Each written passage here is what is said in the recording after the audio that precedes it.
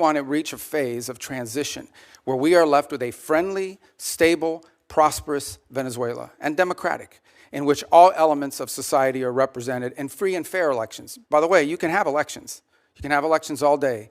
But if the opposition has no access to the media, if opposition candidates are routinely dismissed and unable to be on the ballot because the government, those aren't free and fair elections.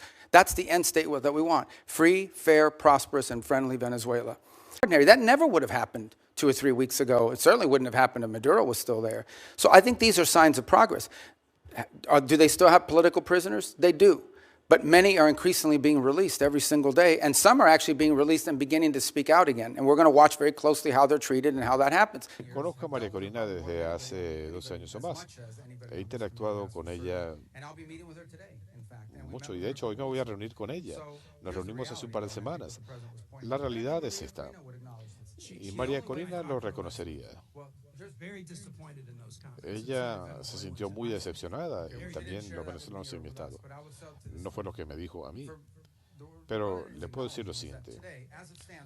En este momento, nos guste o no, los elementos de control en el país, la gente con las armas y las instituciones del gobierno, están con el régimen, con este régimen.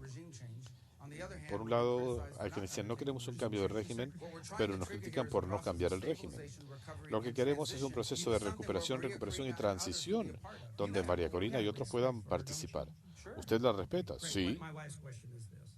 Mi última pregunta. Y el presidente también, por cierto. Tuvieron una excelente reunión. The funds from that will be deposited into an account that we will have oversight over. And you will spend that money for the benefit of the Venezuelan people. Why was that important? Venezuela was running out of storage capacity. Okay? They were producing oil, they were drilling oil, they had nowhere to put it. They had nowhere to move it, and they were facing a fiscal crunch. They needed money in the immediacy to fund the police officer, the sanitation workers, the daily operations of government. And so we've been able to create a short-term mechanism. This is not going to be the permanent mechanism, but this is a short-term mechanism in which the needs of the Venezuelan people can be met through a process that we've created where they will submit every month a budget of this is what we need funded. We will provide for them at the front end what that money cannot be used for. And they've been very cooperative in this regard. In fact, they have pledged to use a substantial amount of those funds to purchase medicine and equipment directly from the United States.